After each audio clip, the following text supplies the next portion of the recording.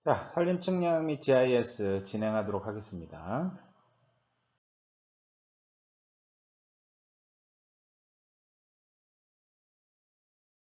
자, 다음은 넘어갑니다.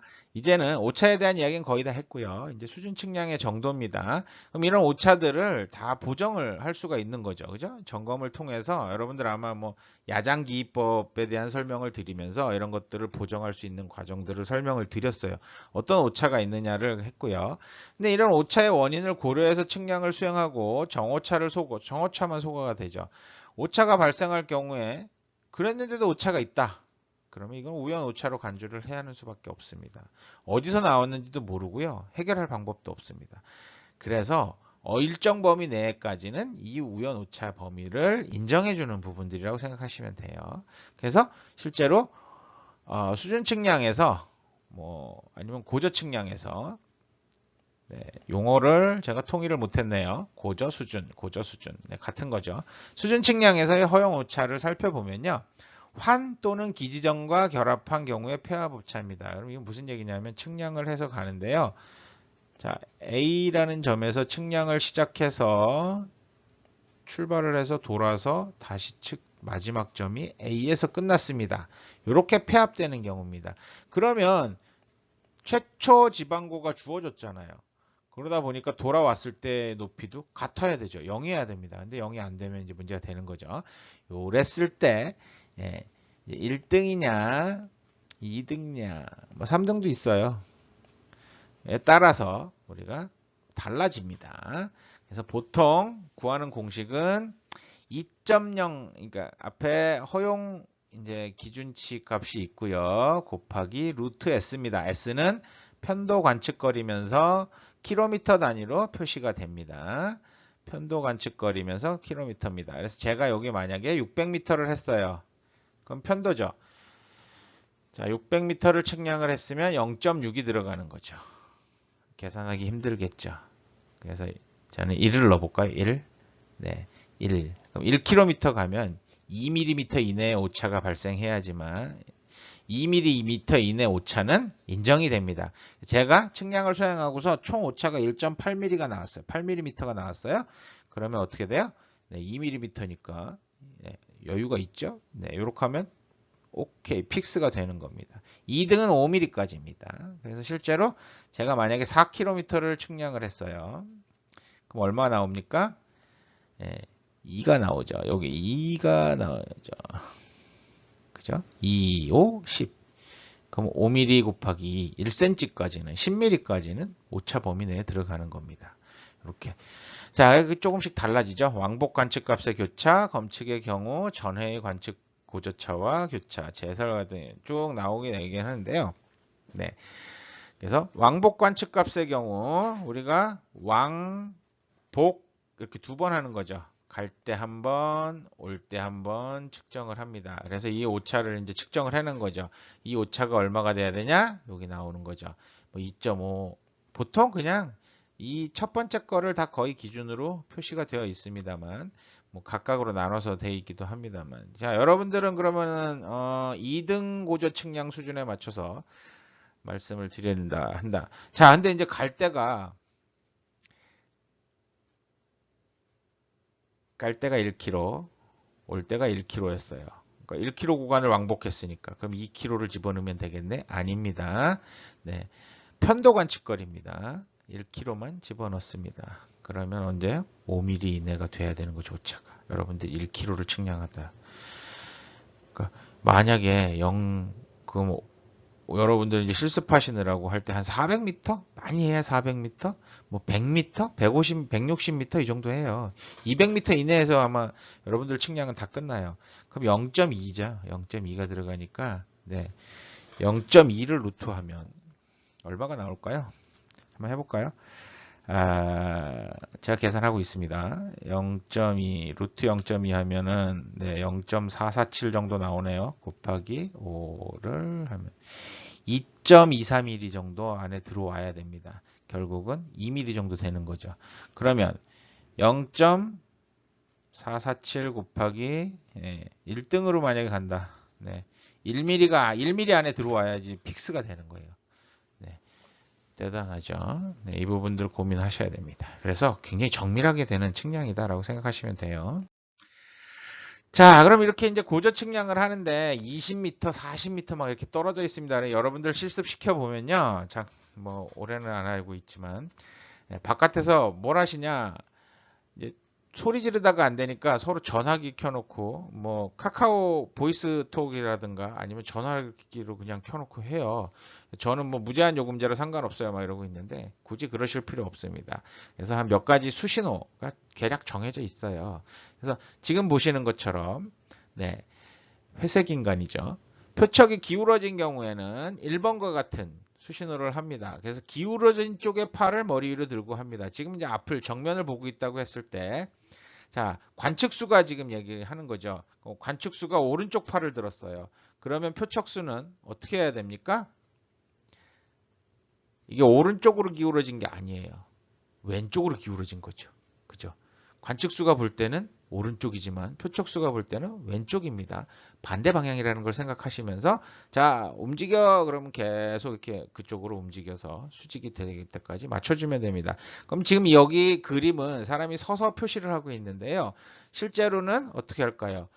망원 렌즈에 눈으로 망원 렌즈를 보면서 신호를 하게 됩니다. 그래서 보통 오른손, 왼손 이런 식으로 가지고 하게 되는 거죠. 그러면 그 사람 손이 있는 쪽 앞에서 관측수에 들은 손 쪽으로 제가 기울었다라는 걸 인지를 하면 되겠죠. 자, 그다음에 이제 표척을 앞뒤로 흔들어라. 2번 같은 경우입니다. 이런 거는 아까 얘기했듯이 좌우는 맞췄는데 이제 앞뒤가 맞는지 자신이 없을 때 이렇게 손을 머리 위로 두 손을 들어서 아니면 한 손을 들어서 올리고 앞뒤로 이렇게 크게 흔들어 줍니다. 그러면 네. 내 표척을 앞뒤로 조금 흔들어 달라는 얘기구나 라고 해서 이렇게 흔듭니다. 자, 그다음에 이제 표척을 연장시켜라. 그러면 이제 이때는 뭐 일어서야겠죠. 제가 이제 표척을 딱 그 시준을 했는데 표척의 눈금을 너무 높아서 못 읽거나 너무 낮아서 못 읽거나 하는 순간 발생해요. 특히 이제 표척이 제가 만약에 두 단을 뽑았어요. 그럼 2m까지 잴 수 있는 거죠. 근데 이제 딱 눈으로 개량 맞추고서 봤더니 어떻게 되냐? 못 읽어요. 그러면 한 단을 더 뽑아야 되는 거죠.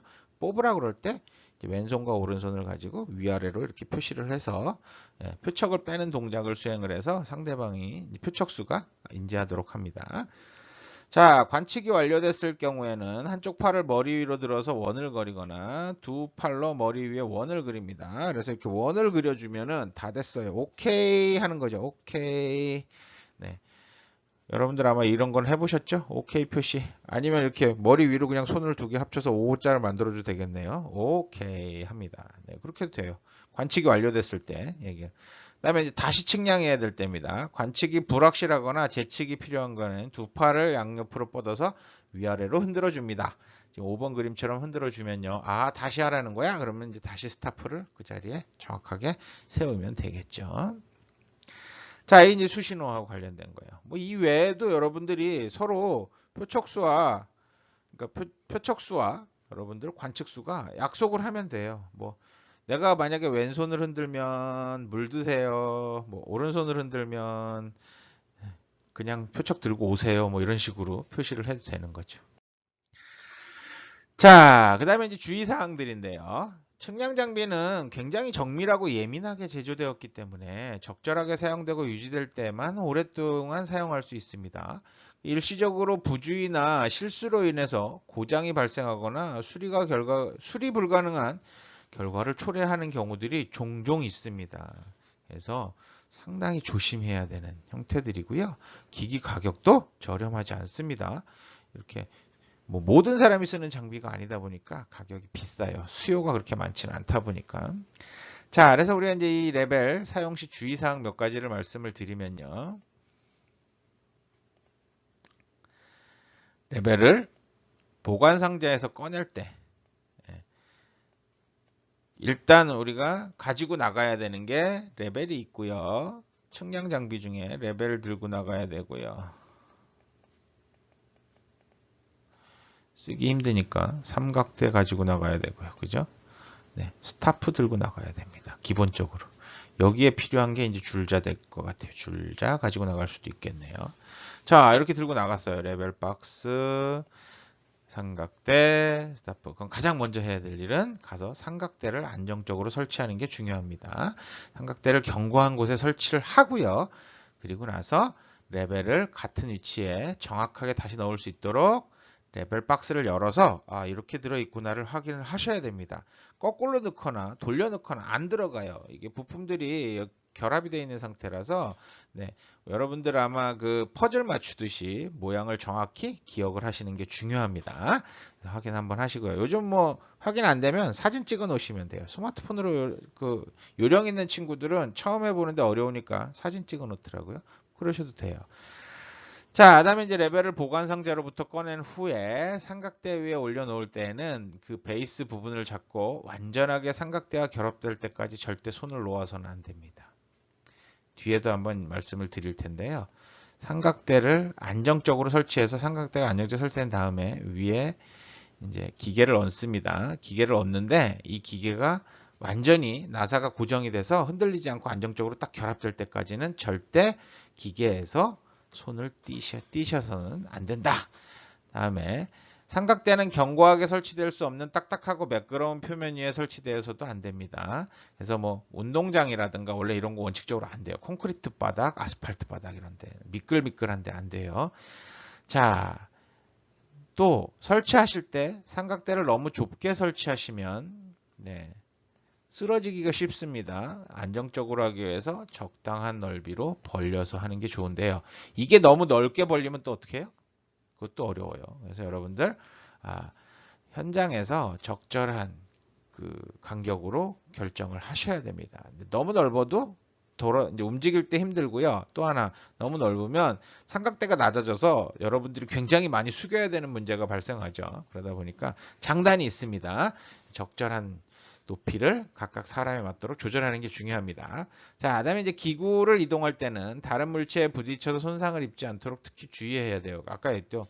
얘가 굉장히 정밀한 부품들이 들어있다 보니까 잘못해서 부딪히거나 떨어뜨리면 거의 사망에 가깝습니다.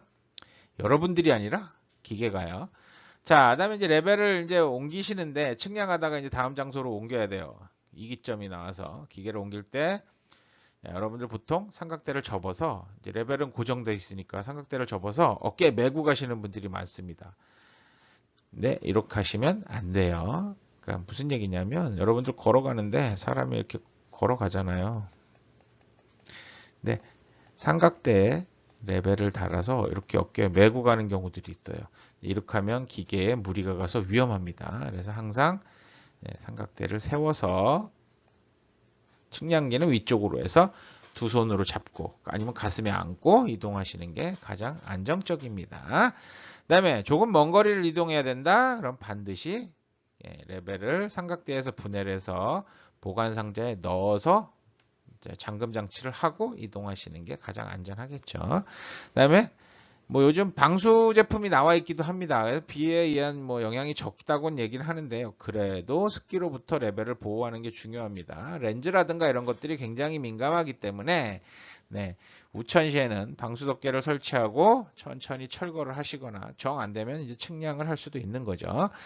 그다음에 이제 렌즈 청소는 물기가 묻거나 이제 먼지가 묻었을 때 하게 되는데요. 여러분들이 이제 안경 쓰시는 분들은 아마 겪어보셔서 알 거예요. 안경이 나도 모르게 시간이 지나면 굉장히 눈에 보이지 않는 아주 찬 기스들이 기스라고 그러면 안 되죠. 이 시기에. 찬 스크래치들이 가게 되고요. 이런 것들이 여러분 눈을 부시게 하는 원인이 되기도 하고요. 시력을 저하시키는 원인이 되기도 합니다. 렌즈도 마찬가지예요. 잘 보이지 않게 되는 상황들이 발생을 해요. 그래서 렌즈 청소하는 붓이 있어요. 이 붓의 원래 털은 낙타의 머리털로 만들어진 붓이래요. 요즘은 뭐 꼭 낙타의 머리털이 아니고 다른 제품들이 나오기도 합니다만 원래 최고의 이제 그 렌즈 청소용 그래서 여러분들 그 카메라 좋아하시는 분들이 있는지 모르겠는데 요즘은 뭐 디카가 되다 보니까 그런데 과거에 이제 필카에서 보면 필름 카메라나 아니면 이제 DSLR 카메라 같은 경우들 렌즈가 카메라 가격보다 더 비싸죠. 뭐 몇백 몇천만 원짜리 하는 것도 있습니다. 그다음에 렌즈가 거의 포탄만 해요. 그죠? 막 1000mm짜리 같은 경우는 뭐 거의 한 7, 80cm 길이 정도 되는 것 같은데요. 그러니까 삼각대를 카메라에다 결합하는 게 아니라 렌즈에다 결합하는 그런 형태의 렌즈들 나오죠. 여러분들 아마 뭐 스포츠 뉴스나 이런 것들 보면은 아마 보셨을 거예요. 스포츠 사진 찍는 작가들 보면 사진 카메라 장난 아닙니다. 이런 것들 닦으시는 분들은 굉장히 민감하죠. 이런 걸로 많이 한대요. 그다음에 이제 부드러운 실크나 전용 클리너 같은 것들로 청소를 진행을 하는 게 이제 한다라고 생각을 하시면 됩니다. 자, 그럼 이제 장비 사진을 원래 처음에 보여드렸어야 됐는데요. 제가 이제 이게 설명을 하다 보니까 장비를 실습할 때는 그냥 제가 장비를 현장에서 설명을 드리니까 상관이 없었는데 하다 보니까 이런 설명들이 좀 부족했지 않았나 싶어서 사진을 첨부를 했습니다. 자, 저희 실험실 장비를 열심히 촬영을 해서 한 건데요. 자, 뭐 지금 보시는 게 이제 좌측면, 우측면 따지기 되게 애매한데요. 뭐 이제 우리 접안 렌즈를 기준으로 해볼게요. 자, 좌측면, 우측면, 그다음에 전면부, 후면부라고 생각하시면 될 텐데요. 자, 좌, 우, 전, 후입니다. 자, 보시면 아까 이제 앞에서도 보여드린 것처럼 기포감 반사경이죠. 우리가 접안 렌즈를 통해서 수평이 맞는지를 시준할 때 확인할 수 있는 장비였습니다. 그죠? 반대쪽 눈으로 이쪽을 보면 되는 거였죠. 그 다음에 원형 기포관이 있고요. 수평 맞출 때 쓰죠. 수평 맞출 때도 쓰는 게 정준 나사입니다. 3개가 달려 있어요. 그 다음에 지금 보시는 이 부분입니다. 요거는 수평 회전 나사입니다. 그래서 두 개가 지금 양쪽에 2개가 달렸는데요. 2개가 그냥 연결이 돼 있어서 헬리컬 기어라고 그러죠. 양쪽이 똑같이 앞뒤로 돌아갑니다. 그러면 저는 왼쪽하고 오른쪽을 다르게 돌리고 싶다? 네, 기계 망가져요. 절대 돌아가지 않습니다. 같은 방향으로 움직입니다. 자, 왼쪽이나 오른쪽으로 이동하도록 미세 조정할 때 씁니다. 그러면 처음에 망원경을 보면서 삼각대를 이제 그 스타프 표척을 조준을 하냐? 아닙니다. 시중기를 통해서 조정을 하게 되어 있습니다. 컬리메이터라고 그러나요? 네, 이 부분인데요. 뒤에 설명 한번 다시 할 거예요. 다음에 오른쪽에 보시면 초점 조절 나사가 커다랗게 달려 있습니다. 다음에 지금 앞에는 대물 렌즈고요. 뒤쪽은 접안 렌즈인데요. 대물 렌즈는 지금 옆에서 보시는 사진에서는 보호 캡이 꽂혀 있는 상태고요. 전면부 사진에서는 보호 캡이 없는 형태로 보여지게 됩니다. 자, 그럼 실제로 보면요. 여기 아래 선이 이 부분이에요. 선이 보이죠? 이 부분을 기준으로 위아래로 움직임이 다릅니다. 아래쪽은 고정된 상태고요. 위쪽 판은 움직입니다. 그래서 우리가 여기를 기준으로 상반, 하반 구분을 하기도 해요. 자, 그 다음에 이제 뒤쪽에서 보면요. 우리가 각도도 측정을 할 수가 있습니다. 처음에 0에다 세팅을 하게 되면 수평 분도계 값이 이제 우리가 스타프를 시준하는데 방위각을 아니면 각도를 측정하실 수도 있습니다. 자, 그다음에 이제 십자선 조절링도 이야기를 해야겠죠. 십자선 조절링은요. 접안 렌즈 바깥에 있는 부분입니다. 얘가 아니고요. 이 부분이 될 거예요. 이 부분을 눈으로 보면서 돌리면 십자선이 아주 선명하게 보이거나 흐릿하게 사라지거나 둘 중에 하나가 되는데요. 이걸 십자선을 먼저 선명하게 맞추셔야지만 초점 조절 나사를 이용해서 초점을 맞추는 게 쉬워집니다. 어떤 분들은 여러분들 이제 실습하실 때 보면 네. 물체가 아무리 해도 초점이 안 맞는다고 앞으로 계속 돌리고 뒤로 계속 돌리고 그래요. 근데 계속 무제한 돌아가진 않습니다. 그죠? 무제한 돌아가면 망가지죠. 천천히 돌리는데 안 맞아요. 안 맞는 이유가 뭐냐면 여러분들 시차차가 안 맞아서 아예 안 보이는 경우가 생겨서 그래요. 먼저 네, 십자선 조절링을 이용을 해서 여러분들 이제 망원 렌즈 안에 십자선을 선명하게 보이게 만든 후에 초점을 맞추시는 게 좋습니다. 자, 그다음에 이제 아까 얘기했듯이 평판이래. 레벨을 이제 설치할 때요. 삼각대를 먼저 이렇게 설치를 해야 되겠죠. 지금 이게 삼각대 맨 위에 이제 측량 기기와 붙는 부분인데요. 나사가 달려 있고요. 순나사죠. 그다음에 오토 레벨 안쪽에는 앞나사가 달려 있습니다. 바닥에. 그래서 측량 기기별로 이 사이즈가 다 달라요. 그러니까 다 똑같으면 아무거나 꽂아서 쓰면 좋겠는데요. 그러면 삼각대 하나만 사면 측량기기 종류별로 다 꽂아 쓸 수 있으면 좋겠는데 그렇지 않습니다. 기기별로 다 다릅니다. 다른 기기 설명할 땐 또 다른 사진을 보여드리게 될 것 같습니다. 그래서 딱 맞는 걸 찾아 갖고 가셔야 돼요. 가끔 이제 현장에서 여러분들 뭐 바깥에서 야외에서 실습하시다가 삼각대가 망가져서 뭐 아니면 작동이 안 돼서 다른 삼각대를 가져오라고 여러분들한테 이제 뭐 하든가 아니면 바깥으로 나갈 때 분명히 네, 오토 레벨용 삼각대를 챙기세요라고 했는데 엉뚱한 걸 들고 나오셔서 다른 걸 갖고 오라면 또 뽑기를 해서 갖고 오시는 분이 있어요. 근데 이 나사 크기만 잘 보고 가도 확인을 하실 수가 있는 거죠. 그래서 이런 것들을 잘 해야 되고요. 또 하나 앞에서 얘기한 것처럼 지면에 튼튼하게 고정하고 측량기기를 이 나사의 바닥면을 정확히 대서 꽉 조여서 튼튼하게 고정되기 전까지는 레벨에서 손을 떼면 안 되는 거죠. 측량기에 절대 손을 떼지 않는다 라고 생각하시면 됩니다. 자, 다음에 이제 정준나사입니다. 장비 사용하는데 정준나사가 아까 얘기했던 이 하판에 있는 하부에 있는 거죠. 하반에 있는 부분인데요. 이 세 개가 달려 있습니다. 자, 이 정준나사를 이용을 하는데요. 동시에 두 개씩 가지고서 우리가 이제 수평을 맞추게 되는데요.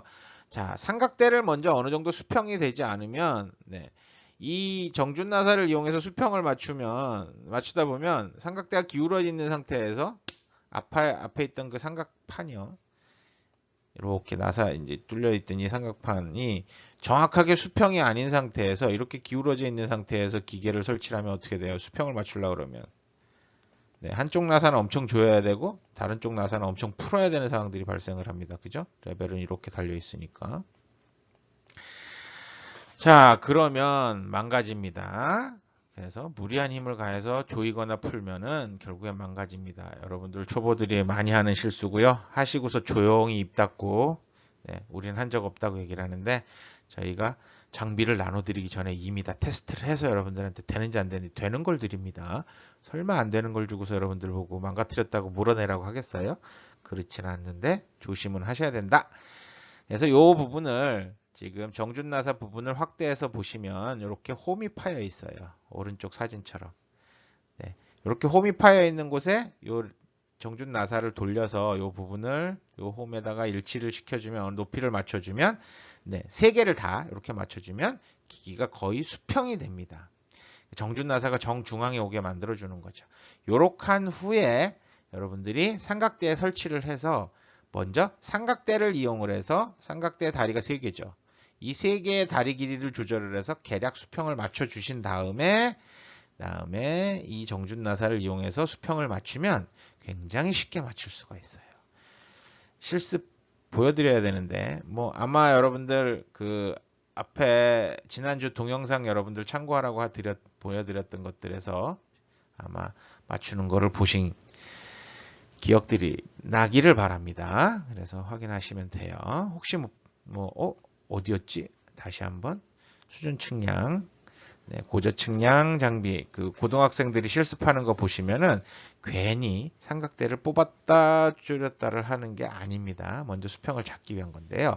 자, 먼저 수평을 잡는데 그 조절나사 3개가 높이값이 다 다르면 이미 기계가 기울어져 있는 상태에서 수평을 맞추면 의미가 없는 거죠. 그래서 요 선에 홈에 맞춰서 먼저 조절을 해주면 수평을 맞추기 훨씬 좋습니다. 만약에 이런 수평나사가 고정돼서 움직이지 않는다. 안 돌아가요. 큰일 났어. 무리하게 움직이지 마시고 해결하려고 그러지 마시고 관리자에게 즉각 보고 후에 지시에 따라서 조치하는 게 좋습니다. 여러분들이 고쳐보겠다고 무리하게 만지시면 더 많이 망가집니다. 차라리 그 시점에서 멈춰주시는 게 오히려 수리에 용이하다. 비용도 적게 든다라고 생각하면 돼요. 자, 그럼 이제 정준나사를 이용해서 수평 조절 방법인데요. 원래 교재들에는 지금 오른쪽 위와 같은 형태의 방법으로 맞추라고 나오게 됩니다. 아마 다른 데서도 다 이렇게 인터넷에 지난번에 제가 이제 그 링크해드린 동영상에서도 아마 지금 방식을 썼을 거예요. 두 정준나사를 먼저 이용을 해서 좌우로 수평을 맞춥니다. 그러면 이 정준나사를 동시에 파란색 방향으로, 그러니까 동시에 바깥쪽, 동시에 안쪽 이런 식으로 돌려주는 형태가 돼요. 그러면 자연스럽게 이 지금 뭐라 그럴까요? 기포가 왼쪽이나 오른쪽으로 움직입니다. 그래서 만약에 1번 정준나사와 2번 정준나사를 동시에 안쪽으로 움직인다. 여기서 보면 빨간색 방향으로 이제 동시에 움직이는 거죠. 이렇게 빨간색 방향으로 동시에 움직이면 지금 빨간색 방향 오른쪽으로 높이가 달라집니다. 그래서 동시에 바깥쪽, 동시에 안쪽 하면 얘가 왼쪽이나 오른쪽이 높이가 이렇게 좌우로 기울어지게 되는데 그걸 조절해서 먼저 가로의 수평을 맞추고요. 횡방향에 그다음에 이제 종방향으로 보면서 3번 정준 나사를 조절을 해서 기포관을 정중앙에 오도록 조절을 하는 방법. 요게 가장 많이 사용되는 방법입니다만 요렇게 하다 보니까 경사지에서 특정 정준 나사만 너무 조이거나 너무 풀러서 문제가 발생합니다. 이렇게 하는데 요거보다는 조금 복잡하긴 하지만 훨씬 편하게 할 수 있는 방법도 있어요. 뭐 이게 제일 편하긴 해요. 근데 이제 좀 복잡하긴 하지만 기계에도 덜 무리가 가고 여러분들 수평이 한번 잡히면 완전히 그러니까 완벽한 수평이 되는 그런 방법들이 있습니다. 뭐냐 하면 매번 2개씩 이용합니다. 정준 나사를 매번 2개씩 이용해서 맞춰줍니다. 그럼 처음엔 1번, 2번 정준 나사를 제 가슴에 제가 그 1번, 2번 정준 나사 쪽을 가슴에 두도록 이동을 하는 거죠. 사람이 먼저 처음에 여기 쓰고요. 그래서 1번, 2번을 가지고 좌우 수평을 맞춰줍니다. 그 다음에 2번, 3번 위치로 이동을 해서 2번, 3번 정준 나사를 가지고 좌우 수평을 맞춰줍니다. 동시에 안으로, 동시에 밖에. 이거 여러분들한테 알려드리면 나중에 동시에 왼쪽, 동시에 오른쪽으로 돌리시는 분도 있어요. 아무 의미 없어요. 동시에 안쪽, 동시에 바깥쪽으로 돌리셔야 됩니다. 자, 그 다음에 이제 3번, 1번 위치로 사람이 이동을 해서 여기에서 1번과 3번에서 아까 얘기했던 동시에 안쪽, 동시에 바깥쪽을 통해서 정중앙에 이 라인의 정중앙에 오도록 위치를 하는 거죠. 눈금의 원의 정중앙에 오도록 하는 게 아니고요. 이 라인의 중앙에 오도록 우리가 맞춰준다라고 생각하시면 돼요. 자, 여러분 한 번에 맞냐? 안 맞습니다. 그럼 다시 첫 번째 단계로 돌아와서 2단계에 서서 또 맞추고요. 그 다음에 2번, 3번을 앞에 놓고 서서 맞추고요. 1번, 3번을 앞에 놓고 서서 맞추고요. 이렇게 같은 방향으로 한 2회에서 3회 정도 회전을 사람이 이동하면서 맞추면 수평이 맞게 됩니다. 정확하게 맞습니다. 어떤 방향으로 돌려도 수평이 맞는 경우가 생깁니다. 하지만 위쪽과 같은 방법은 간단하게 할 수 있는 방법이긴 한데요. 문제는 특정 방향으로 돌렸을 때 수평이 안 맞는 경우도 발생을 합니다. 그러다 보니까 가장 정확하게 맞추는 방법은 지금 방법이 좋습니다. 여러분들 아마 나중에 뭐 다음 시간에 이제 각 측량을 할 때 데오도라이트나 뭐 토탈 스테이션 이야기가 나올 텐데요. 이 장비들을 가지고 여러분들 측량을 하실 때도 요즘에 이제 디지털이에요. 그러니까 화면에 디지털 화면에서 그냥 눈금을 가로로 놓고 좌우로 조절하고 지금 위쪽 그림처럼 이렇게 딱 단계를 거쳐서 맞추라고 되어 있는데요. 이렇게 맞추시면 틀어지는 경우들이 가끔 생겨요. 그래서 요즘 뭐 기계가 좋으니까 자동으로 어느 정도 수평을 잡아준다고 하지만 그런 것들은 고민이 됩니다. 그래서 아래 방법을 꼭 숙지를 하고 계시면 고민하실 일이 없어요. 그러면 결국은 이 세 개의 수평 조절 나사가 어느 정도 높이, 정준 나사가 적절히 위아래로 움직이면서 결국은 수평을 맞춰주는 형태가 됩니다. 특정 나사만 너무 높아지거나 낮아지는 그런 경우는 없다라고 생각하시면 될 거예요.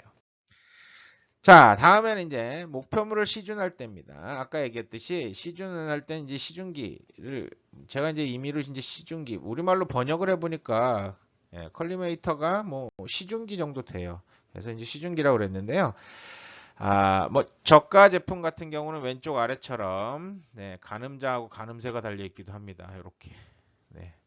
그리고 조금 비싼 제품이나 뭐 이제 중고가 제품이라고 생각하시면 돼요. 중고가니까 중고가 아니고요.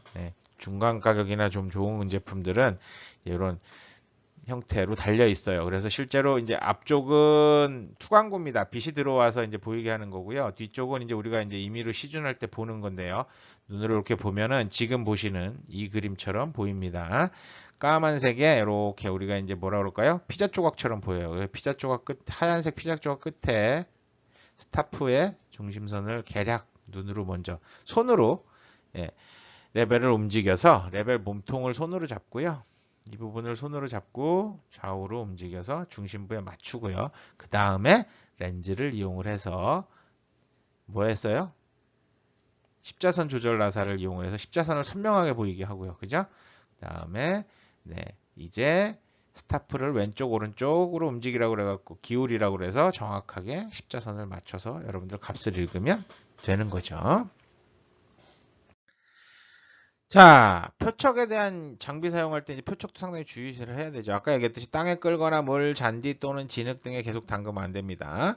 그다음에 철제 바닥을 바위나 포장도로밖에 단단한 물질을 때려도 안 돼요. 네, 표척이 찌그러지거나 바닥 부분이 훼손되면 표척 자체의 길이가 훼손이 됩니다. 그래서 그러면 안 되겠죠. 그래서 이런 것들은 하시면 안 됩니다. 표척의 연결 부분이 완전히 뽑혀져 연장되어 있을 때 상당히 유연하다고 아까 말씀드렸죠. 칸칸이 연결부가 그렇게 튼튼하진 않습니다. 그러다 보니까 5m 다 뽑아서 이렇게 약간 기울여 들으면은 거의 이렇게 활처럼 휘어요. 그래서 그런 것 조심하셔야 됩니다. 자, 그다음에 나무나 벽 등에 기대서 세워놓으면 잘못하면 꺾일 수가 있어요. 그래서 연장된 상태에서 이렇게 뽑아서 어깨에 걸고 다니거나 이렇게 휘적휘적하면서 다니시면 안 된다. 다음에 표척의 숫자가 프린트된 면이 하늘을 향하도록 바닥에 평평하게 놓는 게 가장 좋습니다. 왜? 거꾸로 놓거나 이러면 우리가 흙이나 이런 면에 긁혀서 숫자나 그 눈금이 긁혀서 없어지면 어떻게 돼요? 측량시 읽을 수가 없는 상황이 발생하게 되겠죠. 그 다음에 이제 세울 때는 항상 수직, 연직으로 세워야 되고요. 겹이음, 연장식 표척, 아까 5단, 4단 이런 표척의 경우에는 겹이음에서 오는 오차를 항상 조심해라. 앞에서도 얘기했는데 한 번 더 말씀을 드리는 겁니다. 자, 지금 보시는 게 이제 표척 사진입니다. 그래서 제가 일일이 특정 구간을 비슷하게 찍는다고 했는데 하하 한 개를 잘못 찍었군요. 자, 먼저 이제 0에서 1m 첫 번째 단이고요. 이 안에 두 번째가 꽂혀 있습니다. 두 번째 단, 세 번째 단이 또 그 안에 꽂혀 있고요. 또 그 안에 네 번째, 다섯 번째 단까지 꽂혀 있는 거죠. 그래서 가장 바깥쪽이라고 생각하시면 돼요. 0에서 1m가. 자, 큰 숫자 위에 점이 하나도 없죠. 이게 0이고요. 다음에 1m에서 2m 구간은 1점 몇 미터죠. 그래서 점이 하나입니다. 그래서 점이 두 개면 2m대 표척이 그 구간이구나. 3개면 3m대 구간이구나. 4개면 4m대 구간이구나. 아마 지난주에 그 동영상 중에 이 표척하고 관련된 내용들 잠깐 설명 나오는 걸 본 기억이 있는데요. 여러분들 그 한 번 더 참고하시는 것도 도움이 될 것 같아요. 자, 그다음에 이제 저희가 가지고 있는 표척 같은 경우는 오른쪽에 눈금이 표시가 되어 있습니다. 그래서 1.7m입니다. 170cm라고 표시가 되어 있죠. 5mm 간격입니다. 작은 눈금이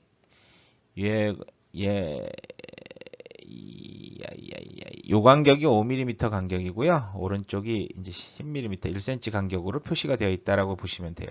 그러면 눈금을 어디다 맞춥니까? 이렇게 연직선상에 오도록 여러분들이 맞춰서 측정을 하시면 되겠죠. 자, 그럼 이제 표척 연장이 불량이냐 아니냐를 볼 수 있는 방법인데요. 자, 요 5mm 간격 표시가 확실하게 보이냐 안 보이냐의 차이겠죠. 자, 덜 뽑은 상태입니다. 그러다 보니까 오른쪽 뒷면에서도 홈에 여기 아무것도 안 나타나요. 튀어나오질 않았어요, 버튼이. 연장이 이제 양호하게 된 것 같은 경우는 어때요?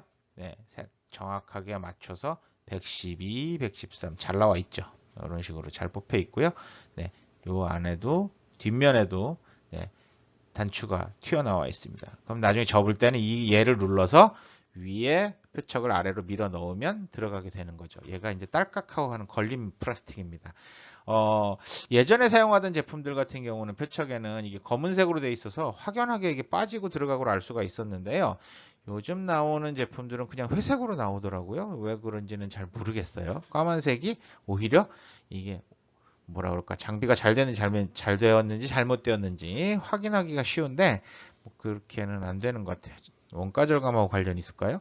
어쨌든 자, 그래서 이제 이런 것들 다 정리를 이제 앞에 했던 내용 또 한번 정리를 한다고 보시면 될 거예요. 두 지점에 세운 표척의 가운데 레벨을 설치하라. 전시 후시 거리를 같게 하라는 얘기겠죠. 그래서 지구 공률에 의한 오차와 광선의 굴절에 의한 오차 상쇄가 됩니다.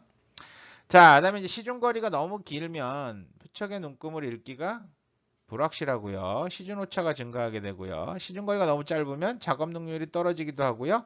아까 그 칸이 너무 넓어져서 읽기가 또 힘들어집니다. 그럼 앞에 원래는 우리가 그 세밀하게 그 십자선에다가 또 세밀하게 눈금을 넣어갖고요. 우리가 그걸 나눠서 읽을 수 있게 나오는 제품도 이제 그 추가적으로 부착하는 장비가 있기도 해요. 근데 이제 그건 쉽지는 않겠죠. 그래서 결국은 적정 간격 유지가 필요한데요. 일반적으로는 한 30에서 120m 정도까지는 뭐 가능하다 일반 측량에서 이야기를 하는데 뭐 정밀 측량을 할 때는 20에서 40m 이내로 하세요. 이 정도가 좋습니다라고 얘기를 합니다만 여러분들 그 저희 실험실에서 쓰는 장비들 보면 한 4배율 정도 스코프입니다. 그러다 보니까 여러분들이 한 20m를 기준으로 해서 그러니까 한 10m 정도면 이내로 들어오면 굉장히 가깝다고 아마 여러분들 눈금 읽는데 힘들어 하시고요. 그다음에 세체인 정도 그러니까 한 60m 정도 떨어지면 눈금을 못 읽겠어요라고 얘기를 하기도 해요. 그러니까 결국은 가장 좋은 게 한 40m 간격 정도 이렇게 움직이면서 20에서 40m 이내에서가 읽기가 가장 좋은 것 같습니다. 자, 그다음에 과도한 햇빛 아까 얘기했죠? 네, 기계적 오차가 발생합니다. 그래서 기계를 그늘진 곳에 세우거나 양산 등을 활용하기도 하고요. 아까 얘기했던 아지랭이 같은 것도 주의해야 된다. 그다음에 이제 고저 측량은 2회 이상 반복하고 왕복의 관측자는 교대해도 좋지만 측정하는 사람은 바꿔도 좋지만 2회의 오차가 허용 한계를 넘으면 재측량한다. 아까 오차 이제 허용 오차 얘기했었죠. 그다음에 극경사지의 고저 측량에서 주의해야 될 것은 표척을 빼는 데서 생기는 오차의 유무를 조사하는 것이고요. 측량하기 편하게 조사를 하는 게 중요하다. 그래서 이 5단, 뭐 일반적으로 5단이 가장 많습니다만 이 5단 단을 뺄 때 연장을 할 때 항상 딸깍 해서 완벽하게 빠졌는지 확인을 하셔야 됩니다. 너무 힘차게 뽑아서 양쪽에 표척을 하나씩 들고서 박사님 빠졌어요 라고 얘기하는 친구들도 있는데 그렇게 세게 뽑으면 안 됩니다. 그다음에 이제 기계 운반하고 세울 때 주의해야 되는 거 말씀드렸죠. 어깨에 메고 다니면 안 되고요. 반드시 두 손으로 삼각대를 세워서 가슴에 안고 다니거나 아니면 두 손으로 들고 가는 형태가 좋습니다. 자, 그래서 어깨에 메고 다니면 뭐 장비에 무리가 오게 됩니다. 오차의 원인이 되고요. 그러니까 가급적이면 세워서 정 안 되면 케이스에 다시 넣어서 보관 상자에 넣어서 이동하는 게 좋겠습니다. TP 이기점이죠. 집안이 견고한 점을 선택하고 필요시 답판이라고 그러죠. 바닥에 이렇게 스타프를 설치할 수 있게 만들어진 판이 있습니다. 이 판을 바닥에 놓고 쓰라고 그러는데요. 이 판이 저희는 솔직히 없습니다. 이거 구하기 힘들더라고요. 그 다음에 관측 순간에 기포가 중앙에 있어야 한다. 가장 중요한 부분이 되겠죠. 자, 오늘 수고 많으셨습니다.